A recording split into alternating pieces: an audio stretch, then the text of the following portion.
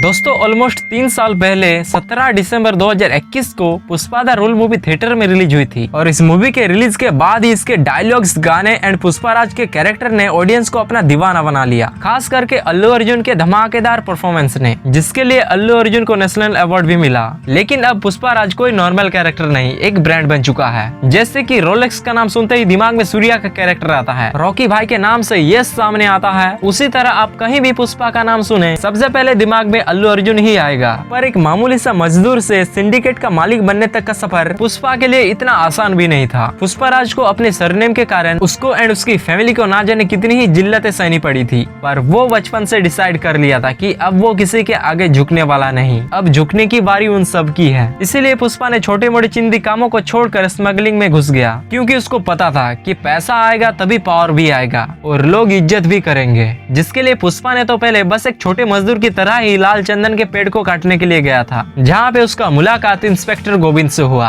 पर वो इंस्पेक्टर पुष्पा का कुछ बिगाड़ नहीं पाया। जिसके बाद पुष्पा के पास खुद जक्का रेड्डी एंड जॉली रेड्डी आया, जो कि इन लाल चंदन के स्मगलिंग का एक अहम पार्ट था। एंड यही वाला मोमेंट पुष्पाराज के लिए एक टर्निंग पॉइंट साबित हुआ और इस चांस का पुष्पा ने बहुत अच्छे से फायदा उठाया, क्योंकि उसको अपनी काबिलियत पता था, उसको अपना लक्ष्य पहले से ही पता था कि उसको क्या करना है। इसीलिए उसने अपने इंटेलिजेंसी एंड फिजिकल पावर का बहुत अच्छे से यूज किया। पर पुष्पा का सिंडिकेट पे राज करने के अलावा और एक मोटिव था, रिस्पेक्ट। जैसा कि मैंने पहले ही बताया, वो चाहता था कि लोग उसकी भी रिस्पेक्ट करें, जो कि पहले कोई भी नहीं करता था, जिसका रीजन आप सब जानते ही है। लेकिन पुष्पा ने डिसाइड कर लिया था कि चाहे सामने कोई भी क्यों ना आए, सबको लपेटे मिलेगा, अब किसी के आगे झुकना नहीं है। और हम पुष्पाराज के स्ट्रेटेजी, एक्शन एंड एग्रेशन से तो अच्छी तरह से वाकिफ है, और उसका कैरेक्टर किस तरह का है वो भी हम जानते ही है। जैसे कि देखो, अगर आप पुष्पा के साइड में एज ए एलाई के रूप में खड़े हैं, तो वो भी सुख दुख में हमेशा ही तुम्हारे साथ खड़ा रहेगा। लेकिन अगर पुष्पा के अगेंस्ट में हो, तब तो जानते ही हो कि क्या होगा।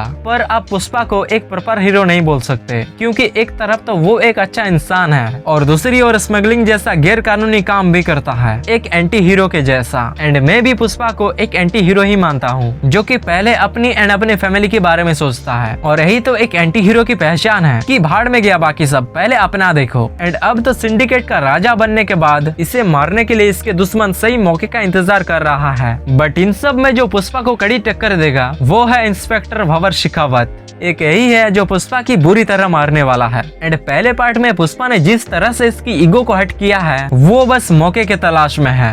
पर चाहे जो भी हो जाए, पुष्पा तो किसी के आगे झुकने वाला नहीं, वो कुछ ना कुछ करके सबको लपेटे में ले ही लेगा। एंड यही चीज तो हमें देखना है कि कैसे वो रिस्क लेता है एंड कैसे वो अपने प्लान को एग्जीक्यूट करता है। तो दोस्तों अगले 3 दिन में हमें पता चल ही जाएगा कि पुष्पा ने किस किस को झुकाता है या फिर वो खुद किसी के आगे झुकता है। तब तक के लिए हम मिलते हैं किसी नए वीडियो में। बाय।